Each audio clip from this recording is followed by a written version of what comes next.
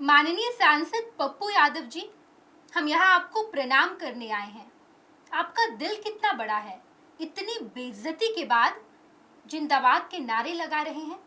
आपने अनवरत प्रयास किए, बार बार कोशिश की कि कांग्रेसी सांसद कहलाऊं, कांग्रेस का नेता कहलाऊं, लेकिन भारी फजीहत हुई है आपकी। आज भी कई बार आपने कोशिश की कि राहुल गांधी के इस गाड़ी पर सवार हो जाएं, लेकिन बार बार सुरक्षाकर्मी धक्के मारकर आपको भगा दे रहे थे, लेकिन आप कोशिश किए जा रहे थे। इतना ही नहीं, ये सब होने के बावजूद आपने अपना बड़ा दिल दिखाया। आपने बताया कि आप कितने बड़े नेता हैं। इतनी बेइज्जती हो गई, कोई बात नहीं, आप कोशिश तो करेंगे, आप बार बार गाड़ी पर चढ़ेंगे, फजीहत कराएंगे। इतनी भारी फजीहत और उसके बाद भी जिंदाबाद के नारे, इस मुद्दे पर हम चर्चा करेंगे। हमारे साथ वरिष्ठ सहयोगी विवेकानंद जी हैं। विवेकानंद जी, जिस तरीके से आज भारत बंद के दौरान कई सारी तस्वीरें निकल कर आई, पप्पू यादव ने एक बार कोशिश नहीं की, थोड़े थोड़े समय पर वो लगातार कोशिश करते रहे कि एक बार राहुल गांधी के साथ तस्वीर आ जाए, राहुल गांधी के साथ दिखाई दें, गाड़ी पर सवार हो जाए। इतनी फजीहत हुई है और दिल देखिए माननीय सांसद का कि जिंदाबाद के नारे लगा रहे हैं। बिल्कुल, आपने सही कहा कि शायद ही ऐसा नेता होगा जहां जो इतनी सार्वजनिक बेइज्जती के बाद भी खुद को कांग्रेसी कहता हो, खुद को इतनी बेइज्जती के बाद भी खुद जिंदाबाद के नारे लगाते हों, राहुल गांधी और कांग्रेस पार्टी जिंदाबाद के नारे लगाते हों। तो इसीलिए सही कहा आपने कि ऐसे नेता को बार बार प्रणाम करने की इच्छा होती है कि इतनी बेइज्जती, पटना से लेकर दिल्ली तक बेइज्जती, दिल्ली से लेकर पूर्णिया तक बेइज्जती, सड़क से लेकर के मतलब रथ तक की बेइज्जती, फिर भी पप्पू यादव खुद को कांग्रेसी कहते नहीं थक रहे हैं। जो कांग्रेस पार्टी मानने से इनकार कर रही हो, बारंबार मानने से इनकार कर रही हो कि आप मेरे समर्थित प्रत्याशी भी हैं, यह भी मानने, समर्थित सांसद भी हैं, यह भी स्वीकार करने को कांग्रेस पार्टी तैयार नहीं है, फिर भी पप्पू यादव अपने आप को कांग्रेसी कहते नहीं थक रहे हैं। बिल्कुल विवेकानंद जी, आज जो हुआ सभी लोग जान रहे हैं, लेकिन हम शुरुआत से शुरू करते हैं। पप्पू यादव कांग्रेस का झंडा उठाने की कोशिश कर रहे थे, अपनी पार्टी का विलय उन्होंने कांग्रेस में कर दिया और तब से ये बेइज्जती का सिलसिला शुरू हुआ है, रुका ही नहीं, कहीं पप्पू यादव को तवज्जो नहीं दी गई। आप शुरू से बताइए। देखिए, पप्पू यादव की यह बेइज्जती कोई पहली बार नहीं है, बारंबार बेइज्जती हुई और इसीलिए तो कह रहे हैं कि बारंबार बेइज्जती के बाद भी पप्पू यादव का दिल कांग्रेस से टूट नहीं रहा है। तो दिल नहीं टूटने के पीछे की क्या वजह है हम आगे बताएंगे आपको, लेकिन शुरुआत हम लोग करते हैं लोकसभा चुनाव 2024 से पहले। पप्पू यादव अपने धुर विरोधी तेजस्वी यादव लालू प्रसाद के घर जाते हैं और गिड़गिड़ाने के बाद वे दिल्ली जाते हैं और दिल्ली जाकर के दिल्ली कांग्रेस के राष्ट्रीय कार्यालय में वे अपने आप को कांग्रेस को समर्पित कर देते हैं, कांग्रेस में शामिल होते हैं। उनके बेटे भी खुद तो शामिल होते हैं, अपने बेटे को भी कांग्रेस पार्टी में शामिल कराते हैं। तो पप्पू यादव का चाल ढाल जो है हर कोई वाकिफ है उससे। उस समय के जो बिहार प्रभारी थे उन्होंने इनको पार्टी में शामिल कराया, तो वहां ये जिंदाबाद जिंदाबाद के नारे लगाने लगे। तब मोहन प्रकाश जो उस समय बिहार कांग्रेस के प्रभारी थे, उन्होंने चेतावनी दिया, आप एक तरह से कहें तो डांट फटकार के अंदाज में पप्पू यादव को कहा कि यह सब यहां नहीं चलेगा, कांग्रेस का कल्चर ये नहीं है कि आप इस तरह की बातें करें, कांग्रेस का संस्कार और कल्चर अलग है, आपको उसको फॉलो करना होगा। यानी कि फजियत ज्वाइनिंग के दिन ही पप्पू यादव की फजियत लाइव बेइज्जती थी और बिल्कुल वो तमाम लोगों ने वो तस्वीर वीडियो देखा और आज भी यूट्यूब पर और सोशल मीडिया पर वो वीडियो उपलब्ध है कि किस तरह से इनकी फजियत, इनकी बेइज्जती उस पार्टी कार्यालय में की गई जहां ये शामिल हो रहे थे। तो वहां तो फजियत हो गई, इनकी फजियत तमाम लोगों ने देखा।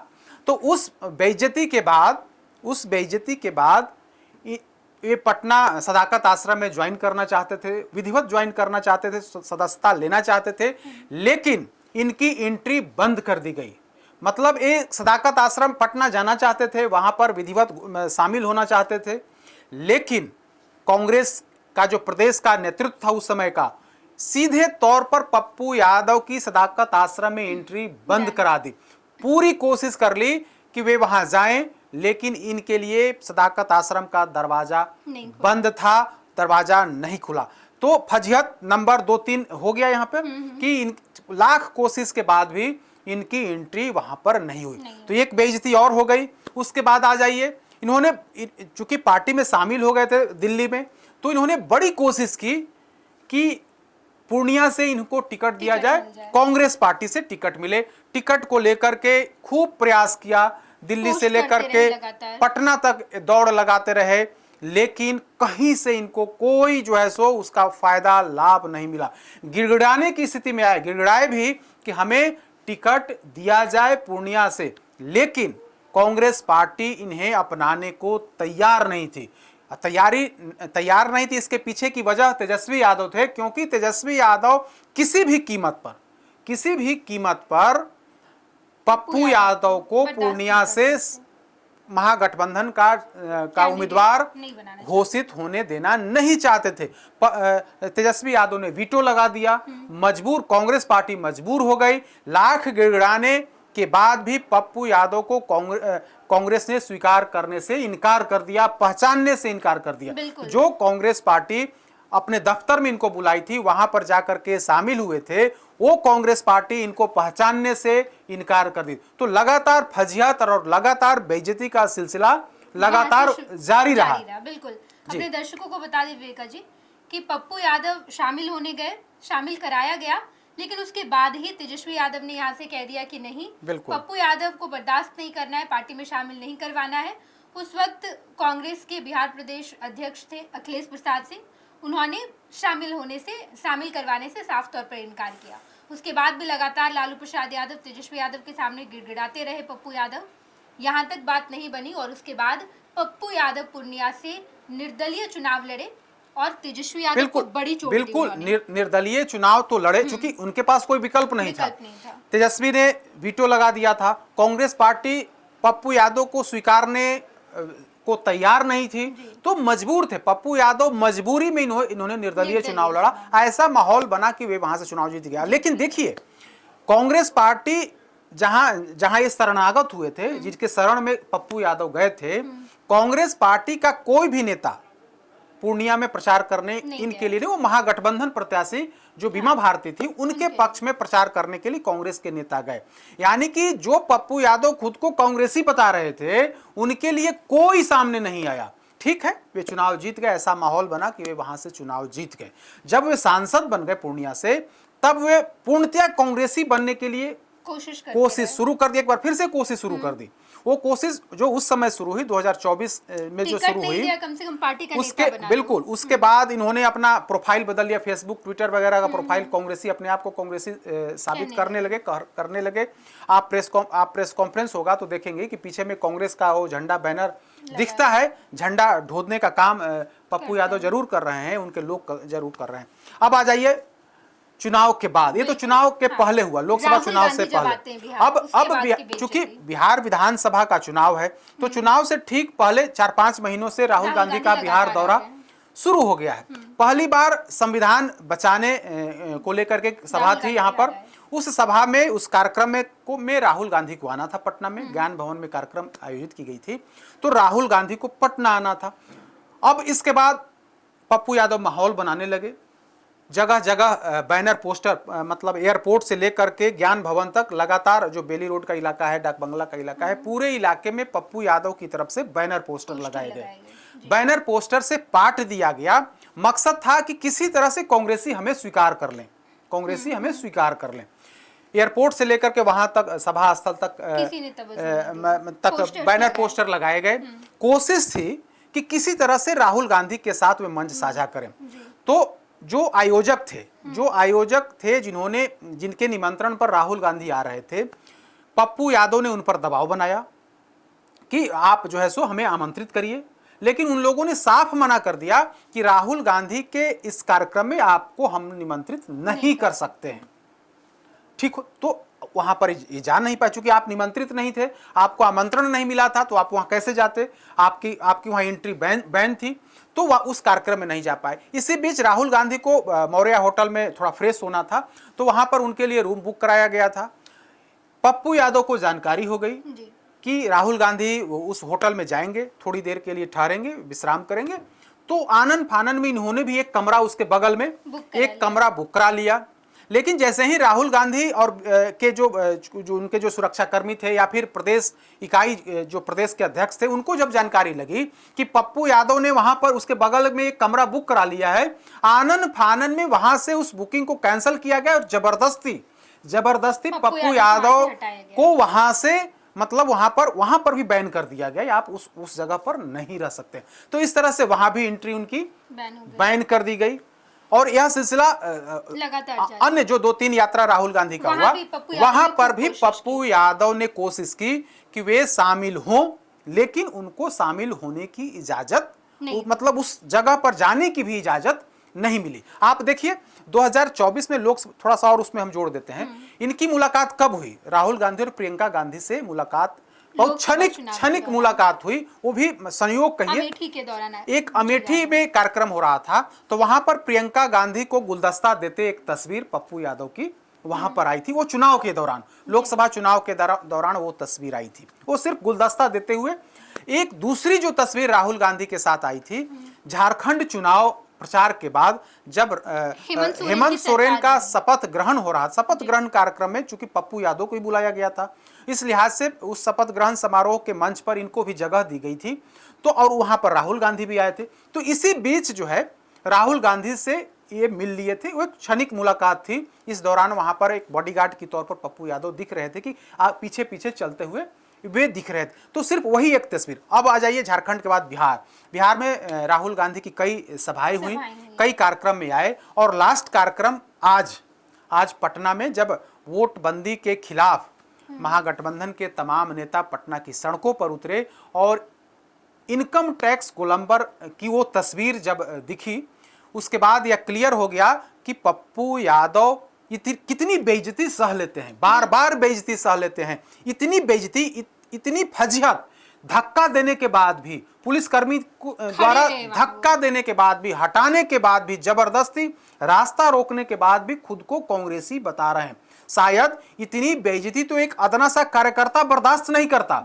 एक अदना सा कार्यकर्ता जो प्राइमरी मेंबर है, जो सिर्फ प्राथमिक सदस्य रहता, और उसे इतनी बेइज्जती झेलनी पड़ती, तो शायद वह भी कांग्रेस का नाम लेने से कतराता। कांग्रेस पार्टी जिंदाबाद, राहुल गांधी जिंदाबाद के नारे कभी नहीं लगाता। लेकिन पप्पू यादव की तस्वीर जब आज हम लोगों ने वो तस्वीर देखी, तो उसके बाद किस तरह से, आप देखिए वो तस्वीर, देखिए कैसे वो तस्वीर इनकम टैक्स गोलंबर की तस्वीर है, जहां से पर रथ पर सवार होकर के राहुल गांधी, तेजस्वी यादव, दीपंकर भट्टाचार्य, कम्युनिस्ट पार्टी के अन्य नेता, तेजस्वी यादव, संजय यादव समेत कई नेता उस मंच पर, उस गाड़ी पर सवार हो रहे हैं। यहाँ छोड़ दीजिए प्रदेश के अध्यक्ष, बिहार कांग्रेस के अध्यक्ष राजेश राम, कांग्रेस के जो बिहार सीएलपी लीडर हैं शकील अहमद खान समेत कई अन्य नेता, कितने नेताओं का हम नाम गिनाएं, करीब 10 के आसपास, 10-15 नेता उस, यहाँ पर तस्वीर है, वो तस्वीर देखिए, हम दर्शकों को तस्वीर दिखा रहे हैं कि ये देखिए कि राजेश राम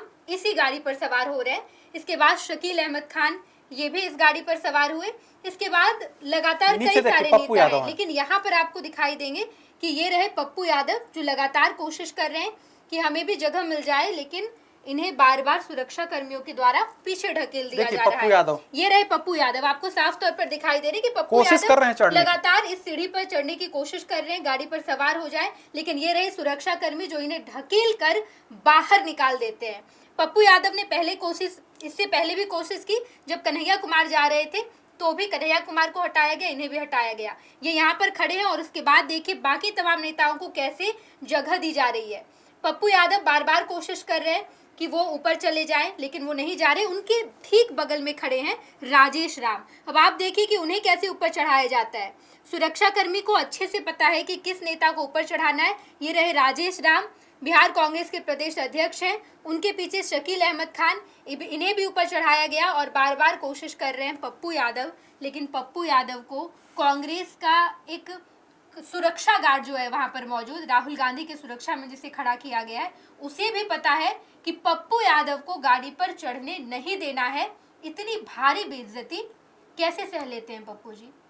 माननीय सांसद हैं आप, पूर्णिया के सांसद हैं, और उसके बाद आपकी इतनी फजीहत हो रही है, लगातार फजीहत हो रही है, और आपका दिल सच में बहुत बड़ा है कि इतनी फजीहत के बाद आप राहुल गांधी जिंदाबाद, कांग्रेस जिंदाबाद ये नारे लगा रहे हैं। विवेका जी, जब ये तस्वीर निकल कर आई, हम जिस तमाम बातों का जिक्र कर रहे हैं, जब पप्पू यादव कांग्रेस पार्टी में शामिल हुए वहां जो फजीहत हुई वो तो लाइव तस्वीर है, लेकिन इसके बाद का जब हम जिक्र कर रहे हैं, इसकी कोई तस्वीर सामने नहीं आई है, लेकिन ये सार्वजनिक बेइज्जती है। इस बेइज्जती के बारे में हर कोई चर्चा कर रहा है। बार बार पप्पू यादव यहाँ पर चढ़ने की कोशिश कर रहे हैं, इन्हें नहीं चढ़ने दिया जा रहा है। बाकी तमाम नेताओं को तवज्जो गिरते हुए दिख रहे हैं, उस सीढ़ी पर जो गिरते हुए दिख रहे हैं, मतलब उनको रोका जा रहा है, जबरन रोका जा रहा है। उन्होंने पूरी कोशिश की, उन्होंने पूरी कोशिश की कि सुरक्षा कर्मियों को हटा करके धक्का दे करके वे चढ़ जाएं। एक बार तो हाथ भी बढ़ाया कि सुरक्षा कर्मी उनका हाथ पकड़ ले ताकि वे ऊपर चढ़ जाएं, लेकिन सुरक्षा कर्मियों को सख्त हिदायत थी कि पप्पू यादव को किसी भी कीमत पर वहां गाड़ी पर चढ़ने नहीं देना है। वो तस्वीर लगातार हम लोग दिखा रहे हैं कि देखिए पप्पू यादव को किस तरह से हर दिन उनको फजियत, हर दिन बेइज्जती मतलब झेलनी पड़ रही है, हर दिन उनको बेइज्जत किया जा रहा है कांग्रेस पार्टी की तरफ से। फिर भी वे उस तमाम बेइज्जती को सहने के बाद भी जिंदाबाद का नारा, राहुल गांधी जिंदाबाद, और राहुल गांधी के बगल में तस्वीर खिंचाने के लिए लालायित हैं। और तो इसके पीछे हमने पहले बताया कि हम वजह बताएंगे। बड़ी वजह है विवेका जी, ये हमारे दर्शकों को बताइए कि एक नेता जिसकी इतनी फजीहत हुई, लगातार 1 साल से उनकी इतनी फजीहत हो रही है, लेकिन क्या वो बड़ी वजह है कि पप्पू यादव का कांग्रेस से मोह खत्म ही नहीं हो रहा है? जो प्रेम है, जो अटूट रिश्ता बनाने की कोशिश की जा रही है, क्यों की जा रही है? बड़ी वजह बताइए दर्शकों। देखिए, पप्पू यादव बार बार हर दिन बेइज्जती सह रहे हैं, बार बार बेइज्जत होने के बाद भी कांग्रेस पार्टी जिंदाबाद, कांग्रेस पार्टी जिंदाबाद के नारे क्यों लगा रहे हैं? इसके पीछे की बड़ी वजह है। और बड़ी वजह क्या है? बड़ी वजह हम बताएंगे अपने दर्शकों को कि आखिर पप्पू यादव इतनी बेइज्जती सहने के बाद भी खुद को क्यों कांग्रेसी बता रहे हैं। इसके पीछे की बड़ी वजह है, बिहार में विधानसभा के चुनाव हैं, आने वाले समय में विधानसभा के चुनाव होने वाले हैं। तेजस्वी यादव किसी भी कीमत पर पप्पू यादव को बर्दाश्त करने को तैयार नहीं है। उनको लगता है कि राहुल गांधी और प्रियंका गांधी उनके एक अंतिम सहारा हो सकते हैं। तो अंतिम सहारा आखिर पप्पू यादव चाहते क्या है? पप्पू यादव के अगल बगल कुछ नेता हैं जो उनके अगल बगल चलते हैं, वे भी संभावित प्रत्याशी हैं। पप्पू यादव बातें तो बड़ी बड़ी करते हैं कि सीमांचल में मेरा जनाधार है, कांग्रेस पार्टी को उस इलाके में ज़्यादा से ज़्यादा सीटें लेनी चाहिए। कई बार यह कह चुके हैं, कई बार बिना मांगे कांग्रेस नेतृत्व को सलाह भी दे चुके हैं। हालांकि इनकी सलाह का कोई वैल्यू नहीं है पार्टी के अंदर, जब जो पार्टी कांग्रेस पार्टी इन्हें मानने को तैयार नहीं है, बगल में बिठाने को तैयार नहीं है, तो सलाह क्या लगी कांग्रेस पार्टी? फिर भी ये बिना मांगे, बिना फीस के वकील जिसको आप कह सकते हैं कि बिना फीस के वकील बनते फिर रहे हैं पप्पू यादव। तो इसके पीछे का राज है, राज हम लोग समझ रहे हैं और उस इलाके के लोग भी जान रहे हैं कि आखिर पप्पू यादव इतनी बेइज्जती क्यों सह रहे हैं। क्या वे अपने समर्थकों के लिए इतनी बेइज्जती सह रहे हैं? क्या वे अपने समर्थकों को टिकट दिलाना चाहते हैं? जो उनके अगल बगल 10-5 लोग हैं, क्या उनको टिकट दिलाना चाहते हैं? दावा तो यही करते हैं कि अपने लोगों को हम एडजस्ट करना चाहते हैं, अपने लोगों को हम कांग्रेस पार्टी में कहीं ना कहीं जगह दिलाना चाहते हैं, तो हम उनको मतलब विधानसभा चुनाव में कैंडिडेट बनाने की कोशिश करें। ये ऐसा कुछ बात नहीं है, या तो सिर्फ दिखाने के लिए, हाथी के दांत दिखाने के और खाने के और होते हैं। पप्पू यादव यही कर रहे हैं। उनको लगता है कि यह माहौल बना करके हम अपने समर्थकों को थोड़ी देर के लिए हम अपने साथ रख सकते हैं। जो हमारे अगल बगल 10-5 लोग चल रहे हैं उनको हम साथ जोड़े रख सकते हैं। लेकिन मुख्य वजह क्या है? मुख्य वजह पर आते हैं कि आखिर पप्पू यादव इतनी बेइज्जती बर्दाश्त क्यों कर रहे हैं। इसके पीछे बड़ी वजह है।